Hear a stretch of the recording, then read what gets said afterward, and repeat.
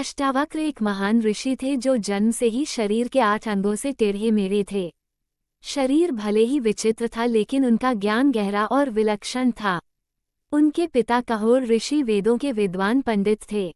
वे अपने ससुर उच्छालिक ऋषि के आश्रम में पत्नी सुजाता के साथ रहते थे और रोज रात भर वेदों का पाठ करते थे। जब सुजाता गर्भवती हुई तो उनका बच्चा गर्भ में ही वेदों को सुनने लगा। एक रात उसने गर्भ से ही कह दिया, पिताजी आप वेद तो पढ़ते हैं लेकिन सही उच्चारण नहीं करते। आपकी कृपा से मैंने गर्भ में ही वेदों का पूरा ज्ञान पा लिया है।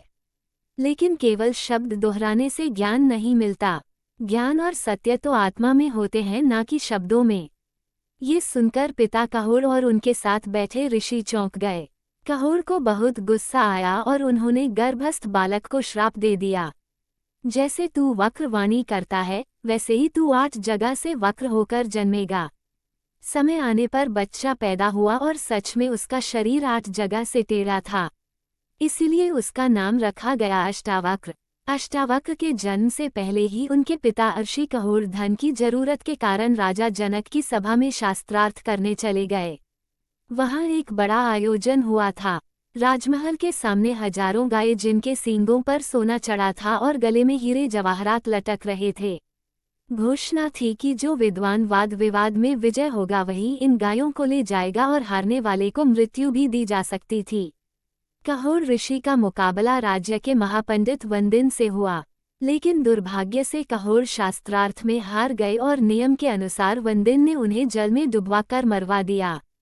कई दिन बीत गए लेकिन कहोर वापस नहीं लौटे। ये देखकर उदालक ऋषि अष्टावक्र के नाना ने खोज करवाई और पता चला कि कहोर की मृत्यु वंदिन के हाथों हो चुकी है। ये दुखद सत्य अष्टावक्र से छुपा लिया गया। वह अपने नाना को ही अपना पिता समझता रहा। 12 साल बीत गए। अष्टावक्र ने न केवल गर्भ में ज्ञान पाया था बल्कि आश्रम में भी लगातार पढ़ाई करके वह एक महान विद्वान बन चुका था। 12 वर्षों के गहन अध्ययन के बाद अष्टावक्र अत्यंत बुद्धिमान हो चुका था। उसकी बुद्धि को लोग ब्रह्मा के समान मानते थे। एक दिन अचानक उसे सच का पता चला कि जिसे वह अपना पिता समझता था वह तो उसके नाना है और उसके सच्चे पिता कहोर ऋषि वंदिन के हाथों शास्त्रार्थ में हारकर जल में डुबो दिए गए थे। ये जानकर अष्टावक्र का दिल टूट गया। उसने तुरंत माँ से कहा, माँ मुझे आज्ञा दो, मैं अभी जाकर उस वंदिन को हराकर पिता का सम्मान वापस लाऊंगा।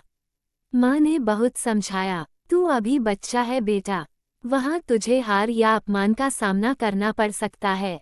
लेकिन अष्टावक्र डिगा नहीं। उसने कहा, शरीर चाहे जैसा हो पर ज्ञान की शक्ति में कोई बाधा नहीं है। अंततः वह अपने मामा श्वेतकेतु को साथ लेकर राजा जनक की नगरी की ओर चल पड़ा, जहां उस समय महायज्ञ का आयोजन चल रहा था। देश भर से बड़े बड़े विद्वान वहां पहुंचे थे। राजमहल पहुंचकर अष्टावक्र ने भीतर जाने की कोशिश की, लेकिन द्वारपाल ने रोक दिया। बालकों को अंदर जाने की अनुमति नहीं है। उसने सख्ती से कहा, केवल वृद्ध और चतुर ब्राह्मण ही अंदर जा सकते हैं। तब अष्टावक्र ने बड़ी गंभीरता से कहा, क्या सिर के सफेद बाल ही वृद्ध होने का प्रमाण है? जो ज्ञान में पूर्ण हो वही वास्तव में महापुरुष होता है, चाहे वह बालक ही क्यों ना हो। हम यहाँ तुम्हारे राज पंडित वंदिन से शास्त्रार्थ करने आए हैं और उसे परास्त करके दिखाएंगे। द्वारपाल उनकी वाणी सुनकर चकित रह गया और उन्हें सभा में प्रवेश दे दिया। अष्टावक्र सभा में पहुंचा। राजा जनक और सारे विद्वान पंडित वहां उपस्थित थे। जब लोगों ने देखा कि यह बालक 8 जगह से टेढ़ा है, उसका चलना भी अजीब है, तो पूरी सभा हंसी से भर गई।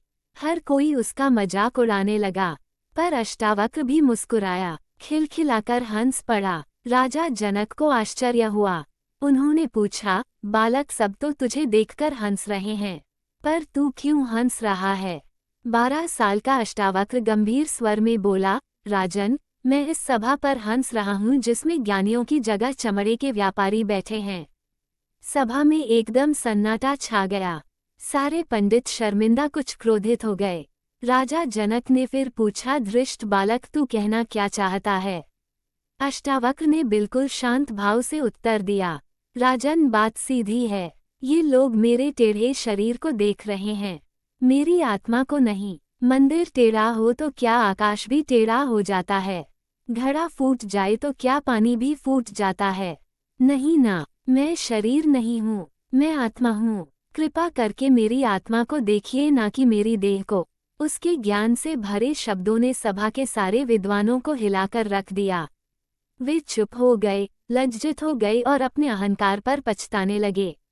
अष्टावक्र ने सीधे राजा जनक की ओर देखा और कहा, हे राजन, अब मैं उस पंडित वंदिन से मिलना चाहता हूँ जो आपकी सभा में सबसे बड़ा माना जाता है और जिसने मेरे पिता को हराकर डुबो दिया था। मैं उससे अद्वैत ब्रह्म ज्ञान पर शास्त्रार्थ करने आया हूँ। राजा जनक चौंके। उन्होंने अष्टावक्र को देखकर कहा, बालक, तू बहुत छोटा है। वंदिन बहुत चतुर और तेज है। वह अनेक ऋषियों को पराजित कर चुका है। कहीं तू भी पराजित न हो जाए। लेकिन अष्टावक्र ने विनम्र परंतु दृढ़ स्वर में उत्तर दिया, राजन, मेरा आकार छोटा है, लेकिन विचार और ज्ञान विशाल है। मैं पीछे नहीं हटूंगा। राजा जनक को अब लगने लगा कि यह बालक सामान्य नहीं बल्कि असाधारण प्रतिभा का धनी है। उन्होंने अष्टावक्र की बुद्धि की परीक्षा लेने का निर्णय लिया। जनक ने अष्टावक्र से कठिनतम प्रश्न पूछे पर अष्टावक्र ने तुरंत ही उसके उत्तर दे दिए। राजा जनक अष्टावक्र की तुरंत और सटीक उत्तरों से बहुत प्रसन्न हुए। वह बोले, हे ब्राह्मण पुत्र, तुम्हारा शरीर भले ही बालक का हो, पर ज्ञान में तुम निश्चित ही वृद्धों से बढ़कर हो। अब मुझे पूरा विश्वास है तुम वंदिन से शास्त्रार्थ के योग्य हो। राजा ने आदर पूर्वक कहा, जाओ, सभा में प्रवेश करो। वंदिन वहाँ है। अब तुम्हारा शास्त्रार्थ प्रारंभ हो। वंदिन और अष्टावक्र के गहन शास्त्रार्थ के बाद अष्टावक्र की वाणी और ज्ञान के आगे वंदिन निशब्द हो गया। वह हार चुका था। सभा में कोलाहल मच गया।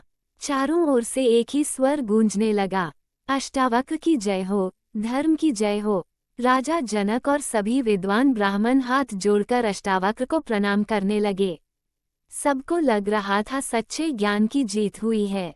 अहंकार की हार। वंदिन की हार के बाद अष्टावक्र ने सभा में कहा था, इसने जैसे मेरे पिता और अन्य ब्राह्मणों को जल में डुबोया, वैसे ही इसे भी डुबो दिया जाए।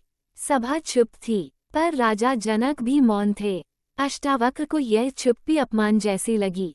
वह बोला, राजन, आप आज्ञा क्यों नहीं देते? चुप रहना क्या अन्याय को मौन समर्थन नहीं है? राजा जनक ने विनम्र स्वर में उत्तर दिया, हे ब्राह्मण पुत्र, आप तो साक्षात ब्रह्मा के समान हैं। आपके तेज, आपकी मेधा अग्नि और सूर्य से भी प्रखर है। आपने जो आज्ञा दी है, मैं उसका समर्थन करता हूँ। अब सबकी नज़र वंदिन पर थी। वंद शांत स्वर में बोला, मैं ये दंड स्वीकार करता हूँ क्योंकि इससे मुझे मेरे पिता देवता वरुण के दर्शन होंगे। यह मेरे लिए वरदान होगा।